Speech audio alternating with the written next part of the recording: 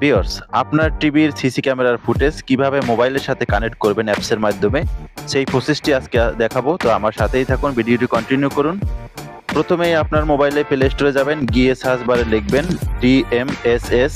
এই অ্যাপসটি আপনার সামনে শো করবে, তো আপনি অ্যাপসটি ইনস্টল করে নেবেন। ওকে ভিউয়ার্স, আমার মোবাইলে কিন্তু ইনস্টল হয়ে গেছে অ্যাপসটি। আমি ওপেনে ক্লিক করে ভিতরে প্রবেশ করব। ভিতরে প্রবেশ করার পরে যতগুলো অ্যাক্সেস চাবে দিয়ে দেবেন। আমি অ্যাক্সেস দিয়ে দিচ্ছি।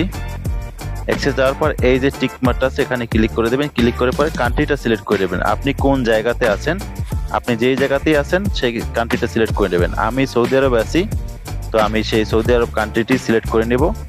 আমি সিলেক্ট করে নিচ্ছি। তারপরে অ্যালাউতে ক্লিক করে দেবেন। অ্যালাউতে ক্লিক করে দেওয়ার পর এখানে একটা টিক মার্ক উঠিয়ে দেবেন। উঠিয়ে দিয়ে নেক্সট ক্লিক করবেন। তারপর দেখেন ওয়াচ ভিডিও স্কিপ, আমি স্কিপে ক্লিক করব।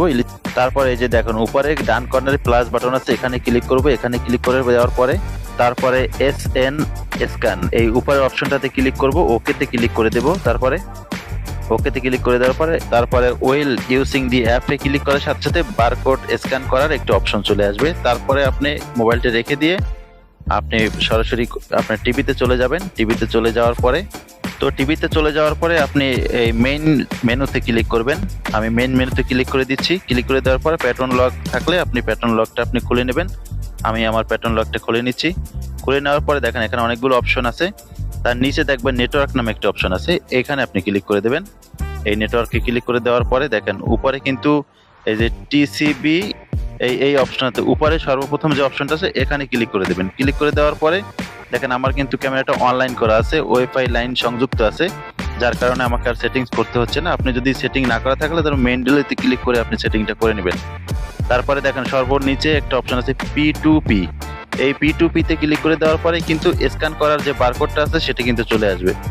তো আপনি ডিভাইস SN, এই ডিভাইস SNটা কিন্তু আপনি এখানে আপনাকে স্ক্যান করতে হবে। মোবাইলটা হাতে নিয়ে আপনি স্ক্যান করে নেবেন।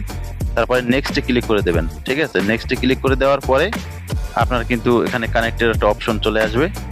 তো তারপর দেখেন অনেকগুলো অপশন কিন্তু চলে আসছে সেখানে এই যে দেখেন DVR XVR, এই অপশনটাতে ক্লিক করে দিবেন। ক্লিক করে দেওয়ার পরে তারপরে এরকম একটা অপশনে চলে আসবে। আসার পরে এই যে ডিভাইস নেম, এখানে ডিভাইস নেম আপনি আপনার ইচ্ছা মতো একটি ডিভাইস নেম আমি দিয়ে দেবেন। আমি দোকানের ক্যামেরা, তো আমি দোকান লিখে দেবো। এখানে দোকান লিখে দিচ্ছি। তারপরে নিচে কিন্তু ইউজার নেম দেওয়া আছে। তারপরে পাসওয়ার্ড আপনার যেটি আছে, মানে টিভির একটা পাসওয়ার্ড থাকে, সেই টিভির পাসওয়ার্ডটা আপনি এখানে দিয়ে দেবেন। বসিয়ে দিচ্ছি আমি। তো বসিয়ে দেওয়ার পরে একটু লোডিং নিবে।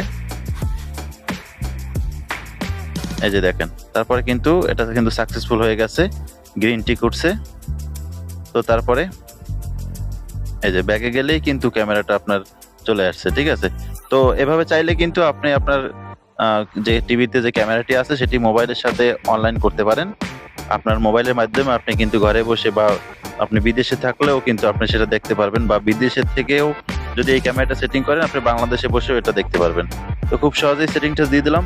ভিউয়ার্স, ভিডিওটি যদি ভালো লাগে অবশ্যই আমার চ্যানেলটিকে সাবস্ক্রাইব করবেন এবং ভিডিওতে একটি লাইক দিবেন। আর অনুরোধ করব যে আমার ভিডিওটি আপনারা শেয়ার করে দিবেন। তো সবাই ভালো থাকবেন, সুস্থ থাকবেন। আল্লাহ হাফেজ।